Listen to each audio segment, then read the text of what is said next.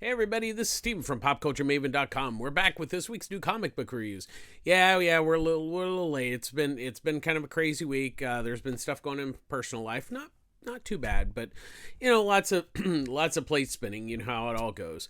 But yeah, it's kind of a it's a fifth week, so it's a pretty small week. But that just means there really wasn't. DC's really the only one that tends to have like more things on a fifth week. There's just not many others. There was very few Marvels and very few indie books to really read this week. So it was pretty much DC. So with that, we'll just get started. First up, we have Superman Kal-El Returns Special #1. So there's 4 stories in it. So the first one, Concert That Ate Gotham, is written by Mark Waid with artwork by Clayton Henry. A Friend in Need, written by Senna Grace with artwork by Dean Haspel. Distractions, written by Marv Wolfman and artwork by Jack Herbert. And then the 4th story is Home, written by Alex Segura and with artwork by Fico Ozio. So it's kind of like it's not one of those full big like prestige books. It's more of an annual kind of thing. So what this is a precursor to Superman coming back after he's been off on Superman War Plan or whatever the heck that thing was for, like, I don't know, it seems like 4 years at this point, but and also these stories take place right prior to Justice League 75 and Dark Crisis. So, but really the stories are about him returning. So the Concert That Ate Gotham by Mark Waid and Clayton Henry is really a fun story. It's got one of the villains from the Doom Patrol, and he comes to Gotham, and it's really kind of it's a standalone story, but it's really an extension of what Wade's doing on World's Finest, where it's just it's really about capturing that relationship of Bruce and Clark, and it really that's what I love about World's Finest, and he really brings that here. And then it's a really fun story. Once again, these are all kind of short stories, but the real win is Clayton Henry's artwork is absolutely gorgeous. It's really, really good. It's just a fun little story, and it really gets the relationship of Bruce and Clark, and I really like that. A Friend in Need is Superman Jimmy Olsen story. And what really the plot of it is obviously Superman's been gone, Jimmy's still taking pictures, but it's kind of like a world without Superman. So a lot of Jimmy's pictures show a different side of the world that Clark has never seen. So it's really a sweet story, and it's really a lot of fun. Grace, the script is really good. I really like Dean Haspel's art. I'm a really big fan of his artwork, and it's not really a mainstream look, but I actually like it, and I think it fit that story really, really well. It's a good, sweet story, and both creators did a really nice job on that. Distractions by Marv Wolfman and Jack Herbert is really neat because it really it shows John Kent. It's really kind of a John Kent story of him, how Lex Luthor will basically set up Superman to take a fall, and so but it's kind of about it's about distractions. So it's a lesson that John has to learn, and that Clark teaches him that, like, okay, like Lex is going to try to throw you off the track to do stuff, and it's just a really interesting story, and I really liked it. And the artwork, I really, really liked Jack Herbert's artwork. I'm not familiar with that artist, but he's really, really good. And then the last story, Home, by Alex Segura and Fico Ozio, is his return to the Justice League, and how he really values their friendship and their camaraderie and everything. So it's a really nice story. Surprisingly, this is really a good collection of stories. I think it's worth picking up.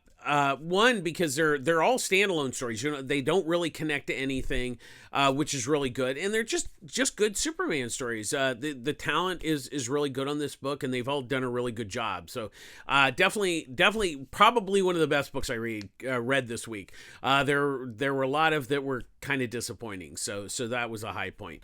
Next up, we have Briar, number 2, written by Christopher Cantwell with artwork by German Garcia. So what this is so the first issue, the basic premise is it's the Sleeping Beauty tale, but in this, this story, she was never woken up. So she actually wakes up, hundreds of years after, the fall of the kingdom and everything. So it's kind of like it's her journey to kind of find out what has happened and why, she hasn't woken up and everything. So it continues from the first story. She's got a partner that's kind of hanging out with her. And so they end up in this bog, but it's run by witches who know what has kind of happened in this. So they offer Briar, to stay there and they'll take care of her. But then she realizes that she has to sacrifice this boy that lives there that she's gotten to know, and she's like, "Screw you guys!" So, and we also find out that there's one of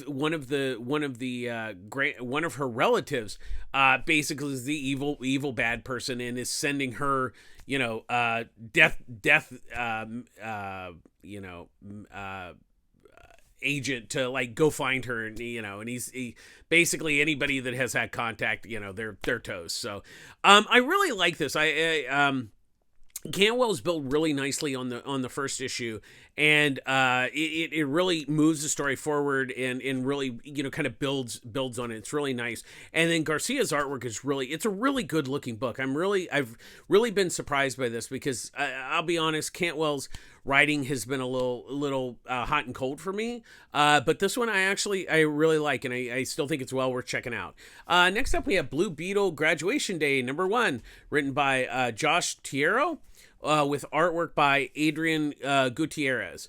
So this is the Jamie Reyes Blue Beetle, and he's graduating from high school, and so what it is he wants to just kind of be a superhero, and it's like, okay, that's really cool, but his mom's like, you said you were going to go to college, and if you're not going to go to college now, you have to go work for your uncle. And he's like, well, I don't really want to do that. I want to be a superhero. And then Superman shows up, and it's like, Jamie, you're really good, but I think you're still young. You need more training. So I don't think you should be a superhero right now. So it's kind of like, it's very interesting how it's like it's the typical life. You think you want to do one thing, and then your parents say one thing, and then your best friend's like, no, you don't want to do that either. It's a fun little book. I wouldn't say that I was necessarily overwhelmed with it. I did enjoy it. The only minor complaint, and this is not, there's sometimes where they speak Spanish, and that's fine. I have no problem, but there's no translation for that. So it would have been nice if there was like at least maybe in the supplement or something. I mean, you can kind of get the basic structure of that story while they're speaking Spanish, but it's like I'm wondering if I'm missing slight nuances in it, and that once again can be a little frustrating to read, because it's like, am I missing something? That's kind of one of the things. I mean, so that is a very minor complaint, but it's something, that did kind of bug me while I was reading, just because I'm wondering if did I miss something? I don't think it did, but it was a tad frustrating. But overall, I think it's a fun book. Like I said, it didn't necessarily blow me away, but it was enjoyable little fun for first issue.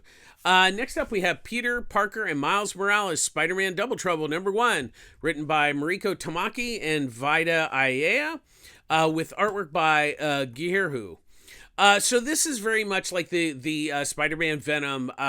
It's kind of a sequel, but I didn't feel that you needed to read that first one. What this is it's really kind of an all ages fun story with kind of kind of anime type versions because of Guillermo's style and artwork. But it's just a fun little all ages book, and they kind of come Peter and Miles come across this thing that spits out these, they look like tribbles, and then they have to capture all the tribbles. It's silly fun, and that's what I love about it. It's like a fun little story. The artwork's really great, and it's a really good all ages book that not only Kids can read, but anybody can read and enjoy it. So I really like that Marvel's continuing to publish these books, and once again, the creative team's really, really good. So it's, once again, well worth checking out. Next up, we have Justice Society of America, #1, written by Jeff Johns with artwork by Mikkel Janin. So this kind of takes place after that Justice Society special that came out like a week or two ago, and it kind of has a bit of the same problem of it's Jeff Johns is really a big fan of the Justice Society, and that's great. But I think the problem is there's going to be a ton of people, not me, that have never really read the Justice Society. And so I think the problem that I struggle with a bit is it's going to be really hard for new readers to kind of jump into this story with not really knowing much of the history or the characters themselves. Now, this is kind of this is really, the main team is Huntress and Power Girl, and then there's Gentleman Jim, Solomon Grundy, and some others. And once again, these characters, I mean, they do explain, okay, this is the son, this is the son of Harley Quinn, and all this kind of stuff. But then he kind of throws in that basically, a little bit of a spoiler here, that Johnny Quick comes back and starts killing the members of Justice Society, and you're just like, what? So it's like, I liked it, but I'm like, I was also kind of confused at the same time. And once again, I'm somewhat familiar with Justice Society, history. And if I'm confused, a new reader is going to be really confused. So that's a bit of a problem. And it just didn't feel like a good first step for first issue. It felt kind of like, okay, you should know this stuff kind of coming in. So that was a problem. And usually Johns doesn't do that. So I was really kind of surprised about this. On the plus side, Mikkel Janin's artwork's really, really good. And I really, really liked it a lot. The art, like I said, the art was fantastic. The story's just kind of like, it's kind of disjointed. That's really the best way to describe it. And I kind of felt like it never quite landed. And especially for readers who aren't familiar with Justice Society, I really can't, if I was lost, they're really going to be lost. So I would say take this with a grain of salt. I mean, I'll try the second issue to kind of see where he's going with it, but it's going to be a tough haul after the first issue. Next up, we have Detective Comics 2022 Annual #1, written by Ram V with artwork by Christopher Mitten, Raphael Albuquerque, and Hayden Sherman. So what this is, so if you haven't been reading Detective, you can basically read this story. Now, there is a framing sequence at the beginning and in the end that Raphael Albuquerque draws. And then the main story is drawn by Mitten and Sherman. And the main story itself really takes place in the 17th or 18th century, where the Orgum family, it's kind of the beginning of Gotham, basically. And so there's it's like how that started and how they ran, and then there was the religious thing that was starting to come into that era. And then it's like kind of Batman versus Two-Face.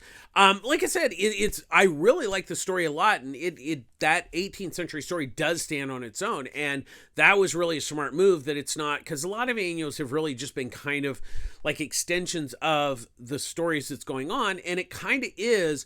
But like I said, that particular part of the story is really fascinating because it does stand on its own, because it sets in the past. And I really have to give Ram V for that, because I think if you haven't been reading Detective Comics, I think this will give you a good flavor of what Ram is doing in the current story. So like I said, I like it, and I think it is it's pretty decent for new readers, and I like the fact that it was really a full story, because sometimes the annuals have multiple stories, and it seems like there's like the main story done by the regular creative team, and then they're like, oh well, we need 2 more stories, just go find somebody to write and draw them, which sometimes can be good, but a lot of times they don't turn out. So in the case of this Detective Comics, I think it's well worth reading, even if you haven't been reading Detective, and it'll give you an idea of what, like I said, Ram is doing in that. Next up, we have Avengers Assemble Alpha #1, written by Jason Aaron, with artwork by Brian Hitch. So really what this is um uh it's really just, I guess it's part of some Avengers book that's going on, the Jason Aaron. Here's the thing, they're basically just it's like heroes fighting heroes, then Doctor Doom shows up, and then I don't know, it just gets crazy after that. I don't know. I thought it was just really just pointless story.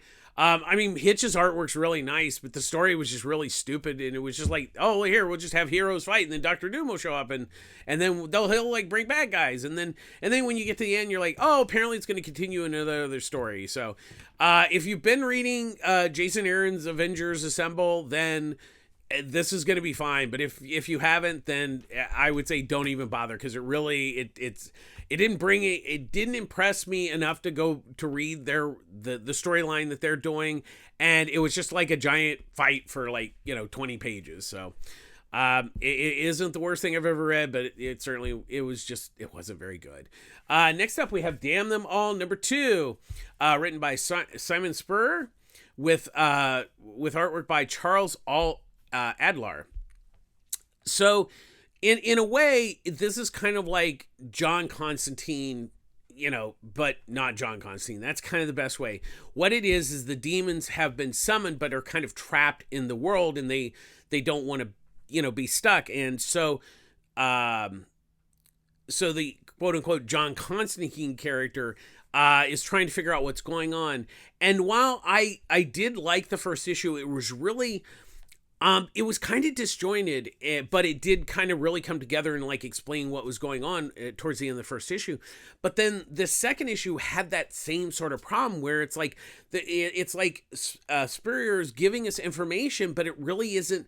It isn't kind of connecting. Like it's kind of dragging along, and it's like I think there's really good ideas, but it's just not hitting with me. I certainly don't think it's bad. I think it's just like it's not focused as well as I would like.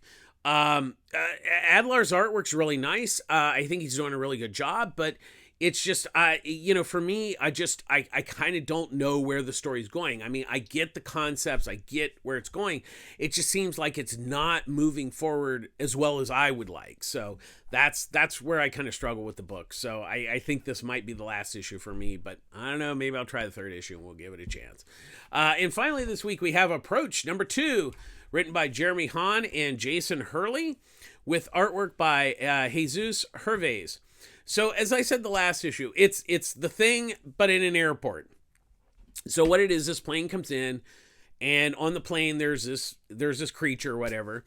And so they at the end of last issue, it like they see it, and that was the end of the last issue. So this issue, it eats somebody, and so they discover it's a monster, and then they can't kill it. So they're all stuck in the airport. They're trying to figure out what's going on, and it's The Thing. It really is just The Thing, or John Carpenter's The Thing. And in that case, it's fine. I mean, look, I wouldn't say this is particularly original or anything. I even told Ryan at the comic shop, it's basically the John Carpenter's The Thing meets Die Hard 2.